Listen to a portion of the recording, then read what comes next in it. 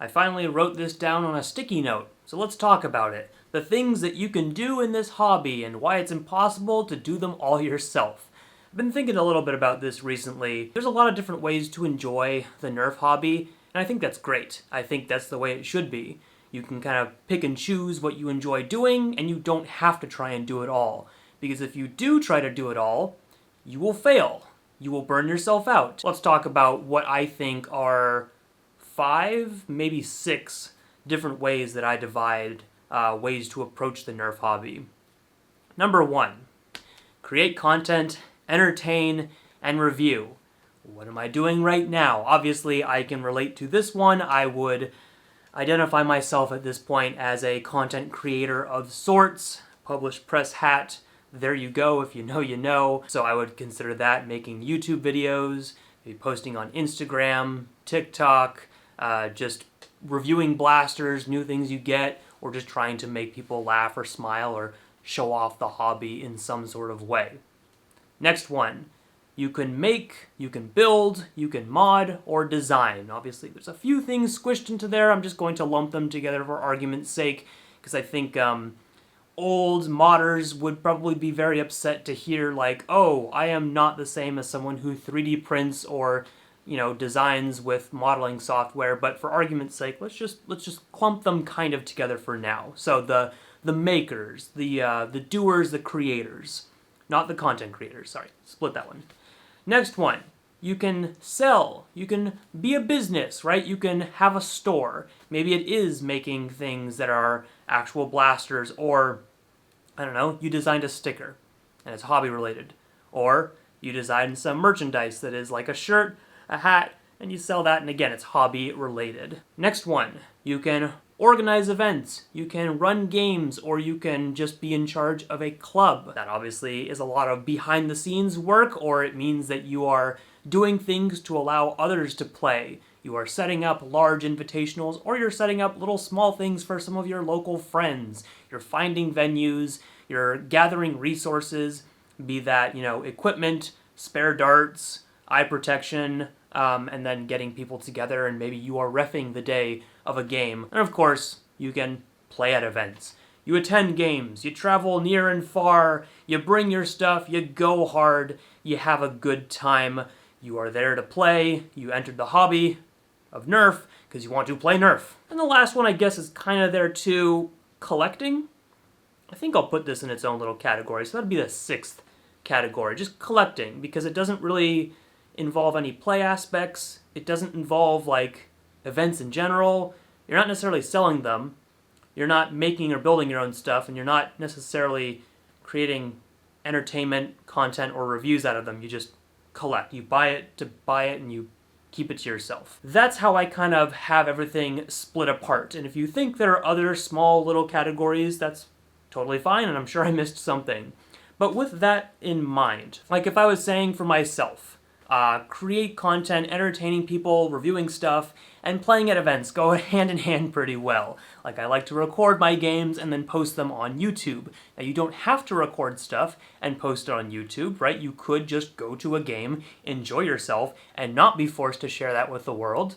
That is an option. You can definitely do that. Or vice versa, you can make reviews online and never go to a game. Making blasters, designing them could lead to selling them, like on a business or a storefront. That just kind of makes sense.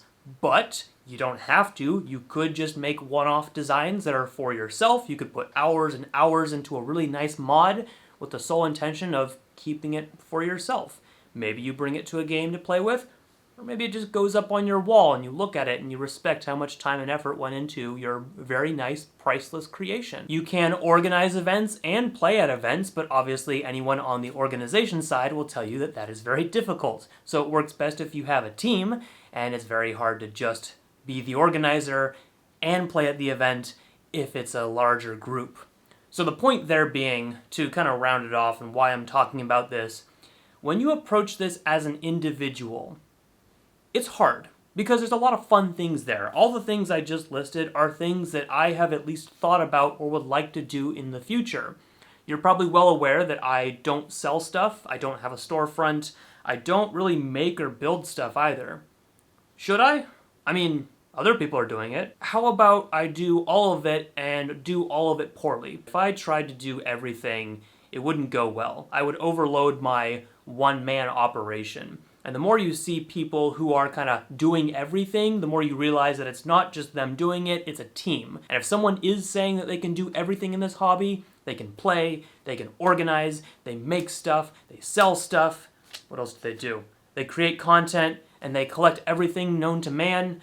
Well, there's a good chance they're lying to themselves and they're lying to you. Figuring out your priorities is super important, and a long while ago, I decided that I was going to focus on entertaining people through my enjoyment of the hobby. I'd been going to games for years and years and years, and I really liked what I was doing, and I wanted to share that with more people because that's what inspired me from the beginning. So I kind of paired up that gameplay aspect with content creation, and have really just kind of run with that ever since. Sure, there are some times where I'll make a sticker or a patch, and through friends they'll be sold, and I'll often have stickers now which I'll just give away for free, and maybe we'll see more of that in the future too. While I do enjoy some modding, I'm not a modder, or at least I never dove full into modding, and I now fully recognize that I can't do it.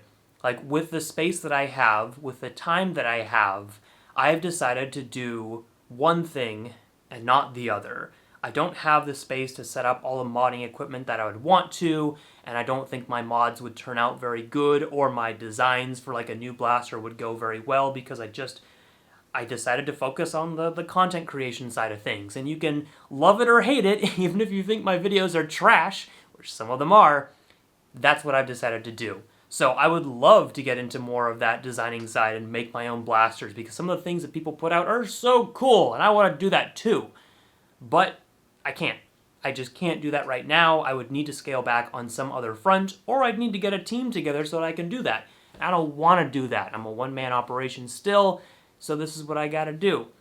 Organizing games is also kind of tricky. Like, I will help out at events, but I'm still just someone who attends. I don't organize like big invitationals or even like local stuff. I will help if needed. If someone asks me to help out with something, I will. But I do really like to play if I have the chance to.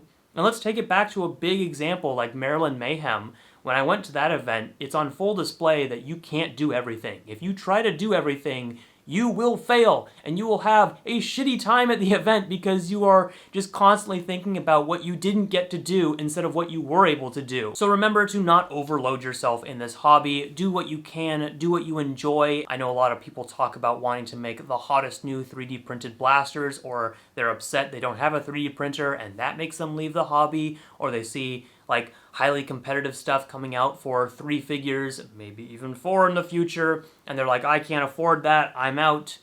That's not everything. You don't have to get all the hot new stuff. You don't have to be making all the hot new stuff. You can still enjoy the hobby in different ways, and don't let other people tell you otherwise.